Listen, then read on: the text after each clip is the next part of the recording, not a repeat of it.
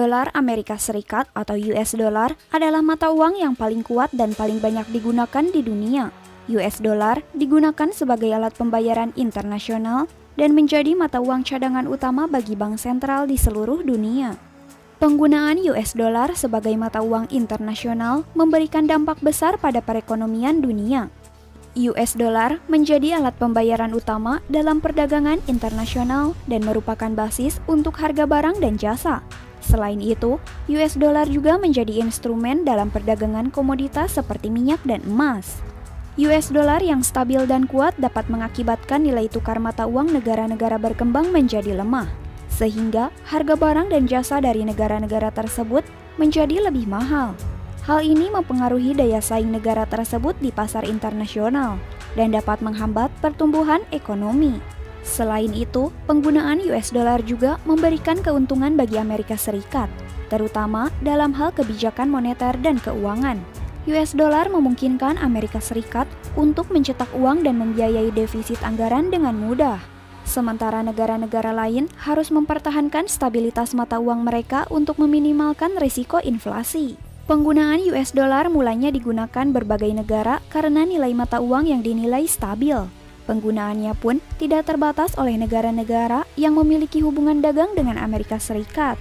Bahkan, negara yang tidak memiliki hubungan dagang dengan Amerika Serikat pun menggunakannya juga. Namun demikian, kebiasaan tersebut membuat negara-negara yang bergantung pada US dollar harus tunduk pada yurisdiksi Amerika Serikat untuk menghindari sanksi ekonomi yang dibuat oleh Amerika Serikat.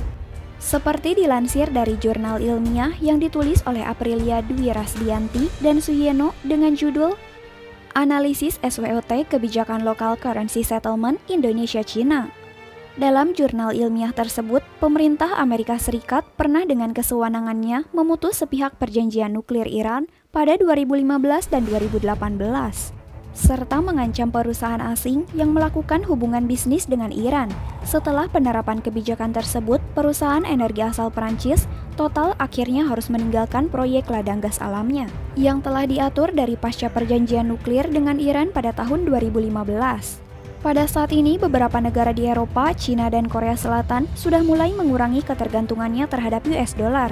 Hal tersebut dapat dilihat sebagai suatu upaya dedolarisasi atau pengurangan penggunaan US dollar untuk menghindari efek ketergantungan. Selain ketiga negara yang telah disebutkan sebelumnya, Indonesia dan Cina telah menerapkan kebijakan local currency settlement atau transaksi dengan menggunakan uang lokal.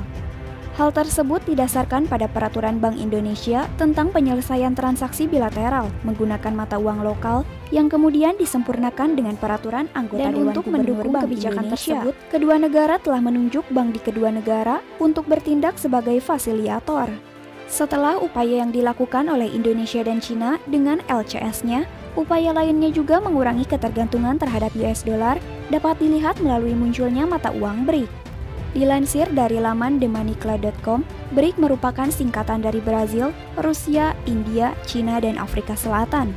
Kelima negara tersebut mengupayakan sebuah agenda reformasi perekonomian global dengan berupaya menciptakan diversifikasi mata uang internasional, sehingga tidak hanya bergantung pada US dollar. Namun demikian, hingga saat ini mata uang BRIC masih terbatas pada sebuah ide, yang kemungkinan besar akan terwujud pada bulan Agustus mendatang, setelah konferensi BRIC di Afrika Selatan. Selama ini, kelima negara tersebut menggunakan mata uang masing-masing dalam melakukan transaksi perdagangan antar negara. Menurut Alexander Bebekov, seorang politisi Rusia, nantinya Rusia dan India akan mengambil inisiatif untuk membentuk lembaga yang mengatur regulasi tersebut, seperti IMF atau World Bank. Nantinya bentuk mata uang bersama tersebut dapat berupa rabel atau rupiah dalam bentuk digital. Dalam pemberitaan terbaru Russia Today, dikatakan BRIC akan didukung emas, berbeda dengan Greenback yang didukung kredit. Pengumuman resmi diharapkan akan dibuat selama KTT BRIC pada bulan Agustus di Afrika Selatan. Meski begitu, nama mata uang itu belum disebutkan. Tetapi, pembelian emas besar-besaran yang dilakukan Cina beberapa waktu terakhir disebut terkait mata uang baru itu. Dilaporkan Bank Sentral Cina, People's Bank of China, menambahkan 23 ton cadangan emas pada bulan Juni. Dengan penambahan tersebut, saat ini memiliki cadangan hingga 2.330 ton emas. Perlu diketahui, di 2022 permintaan logam kuning meroket dan tren tersebut berlanjut hingga tahun ini, dengan pembelian kuartal pertama naik 176% setiap tahun. Menurut laporan Dewan Emas Dunia di bulan Mei, 62% bank sentral memprediksi emas akan menjadi bagian cadangan yang lebih besar dalam 5 tahun ke depan. Dengan cadangan dolar diperkirakan berkurang menjadi 40% sampai 50%.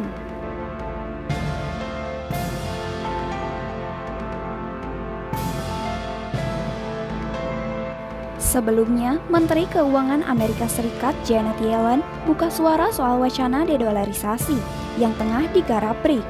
Hal ini diungkapkannya setelah bertemu dengan beberapa pejabat Cina yang juga anggota aliansi, Minggu di Beijing.